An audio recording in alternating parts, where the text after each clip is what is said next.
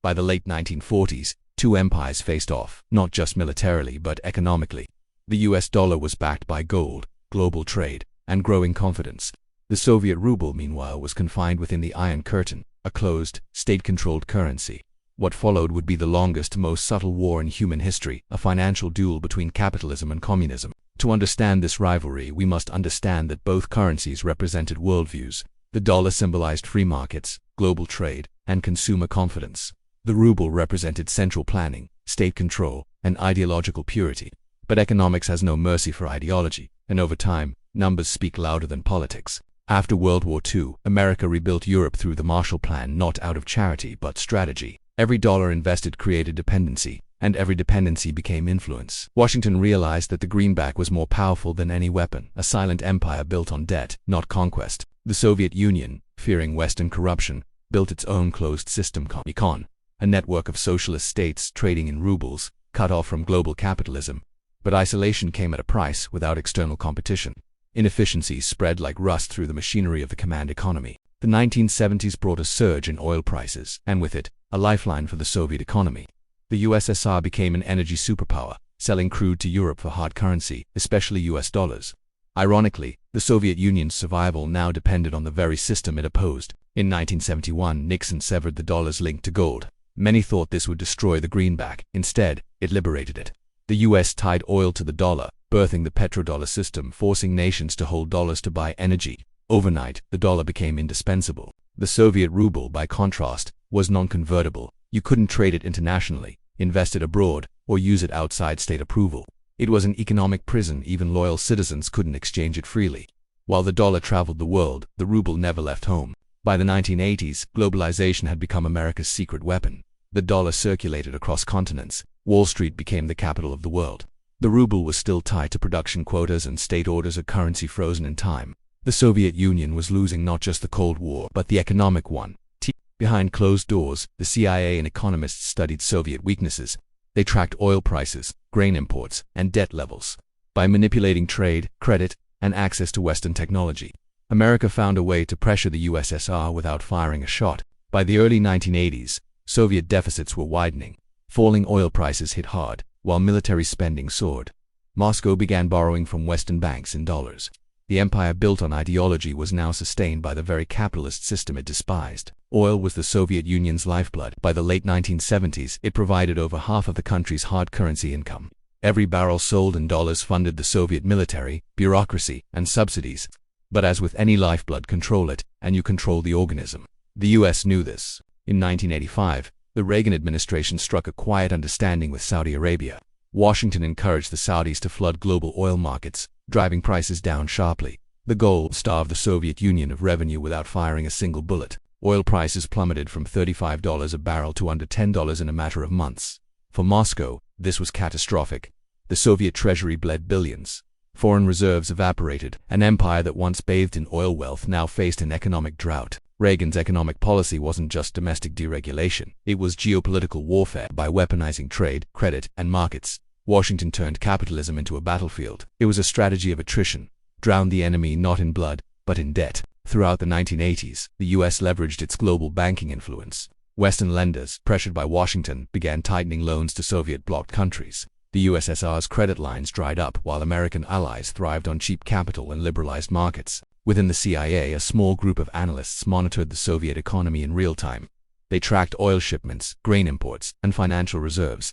Their reports shaped US foreign policy, transforming intelligence into economic artillery. Another silent front was technology. The Coordinating Committee for Multilateral Export Controls, or COCOM, restricted Western tech sales to the USSR from semiconductors to software. The Soviet Union was frozen out of the digital revolution. In the early 80s, America also used food as leverage.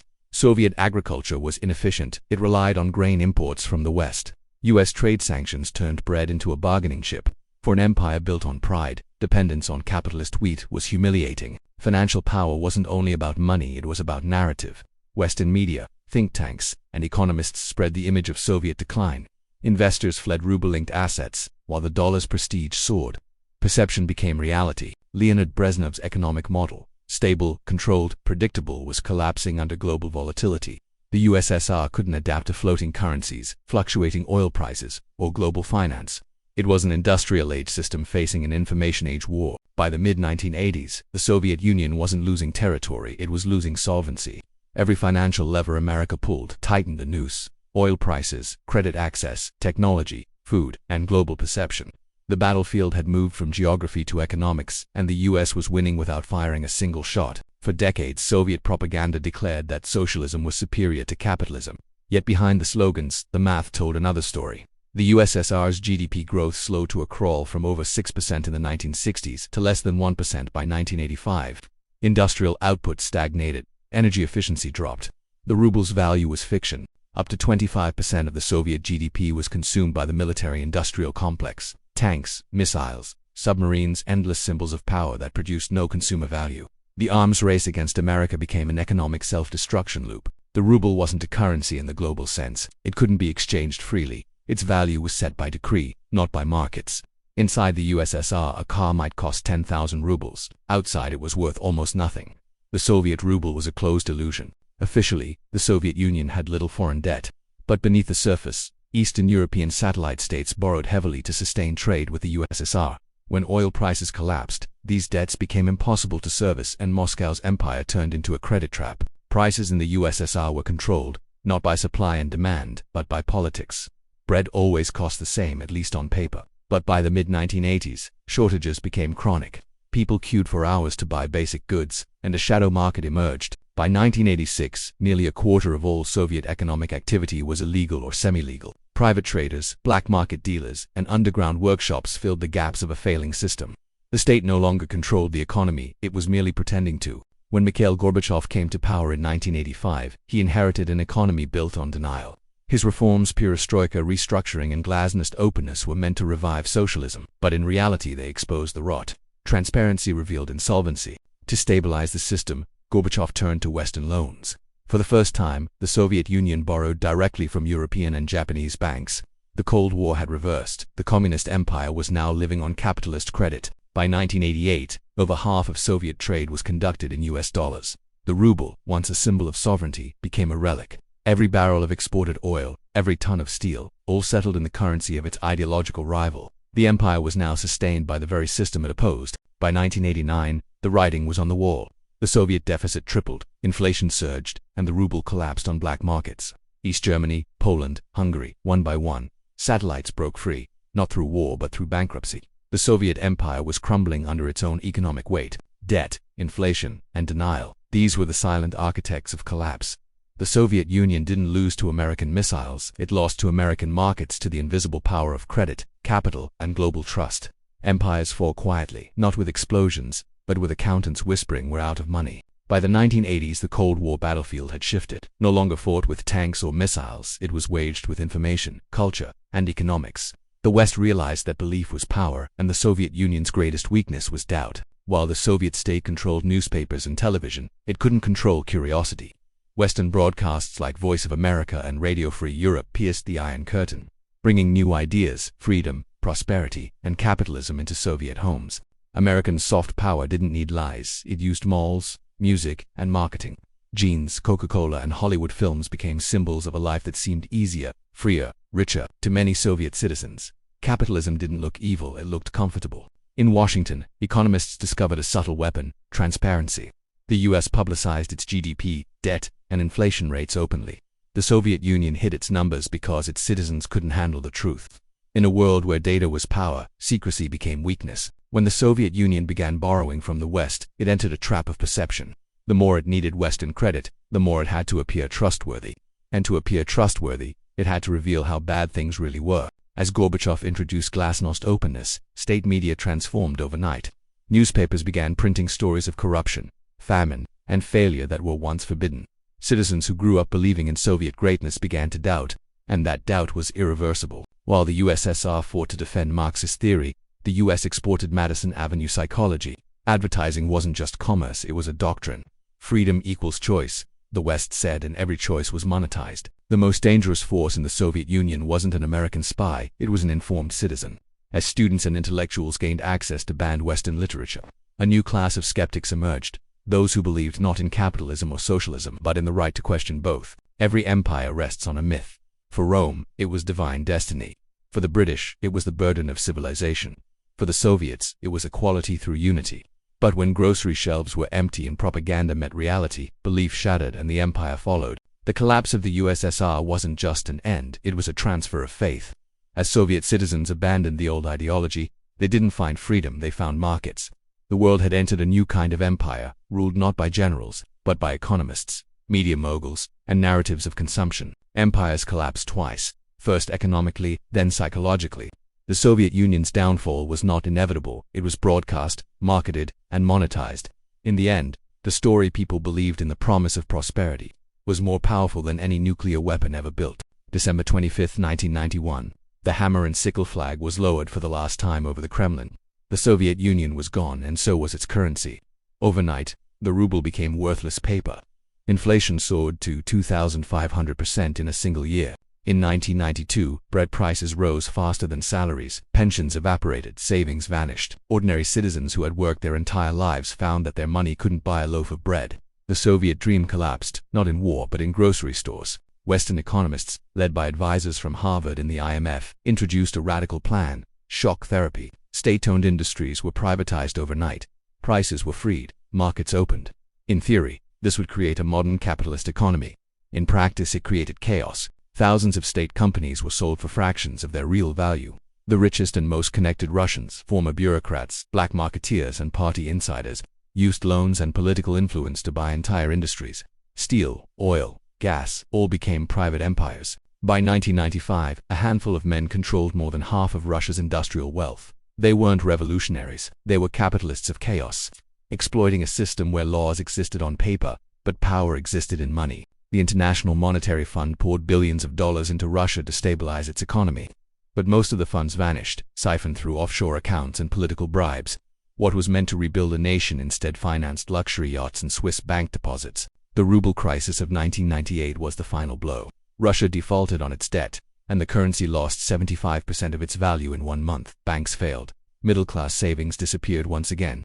Trust, the foundation of any economy, was shattered. When Russians stopped trusting their own money, they turned to the US dollar. Real estate, cars, even salaries were priced in dollars. The dollar had replaced the ruble, not by conquest, but by confidence. What emerged wasn't democracy or socialism, it was something in between. A system where power and money were indistinguishable, where newspapers were owned by billionaires, and elections were funded by monopolies. The Soviet Union had collapsed, but empire had not. It had simply rebranded. By the early 2000s, the oligarchs had become Russia's new nobility. Their wealth was vast, their influence global. They owned oil fields, media empires, and political parties. The revolution that began in 1917 to abolish the ruling class had come full circle. The Soviet Union didn't collapse into freedom, it collapsed into privatization. The ruble died not from war but from mistrust, and in its ashes a new empire of money was born, built not on ideology but on ownership. The West had won the Cold War not with bullets but with balance sheets. When the Soviet flag was lowered, Russia faced total collapse. GDP shrank by half.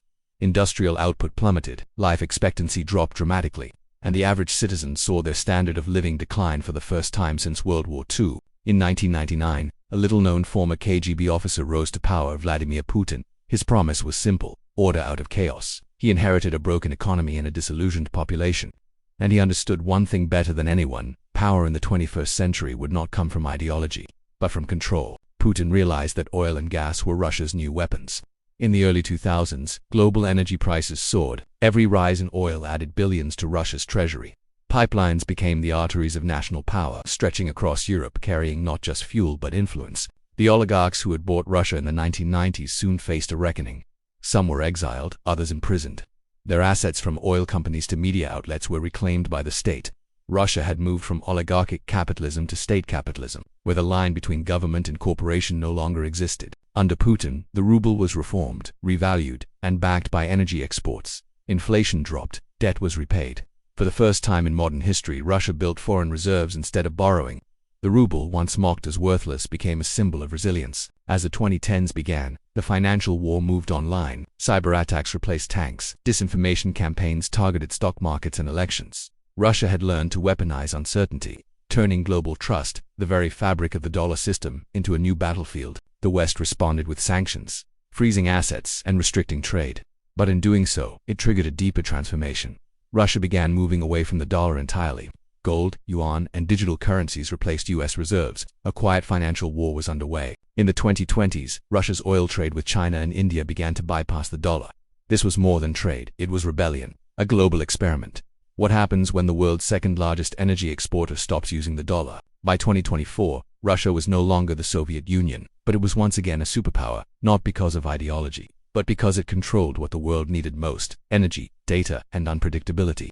The Cold War had ended, but the competition never had. The United States won the Cold War by bankrupting the Soviet Union, but in doing so, it created the conditions for a new kind of empire, one that operates in shadows, thrives on instability, and knows that power in the modern world isn't measured in armies or ideology, but in the invisible numbers that decide who eats, who trades, and who survives. The story of the ruble and the dollar isn't just a story of currencies, it's a story of control. The Soviet Union fell because it lost faith in its own system.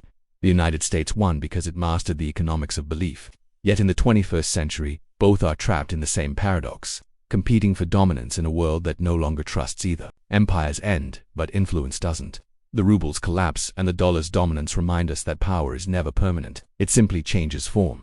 The lesson of this financial Cold War is clear. In a world built on debt, trust is the only true currency.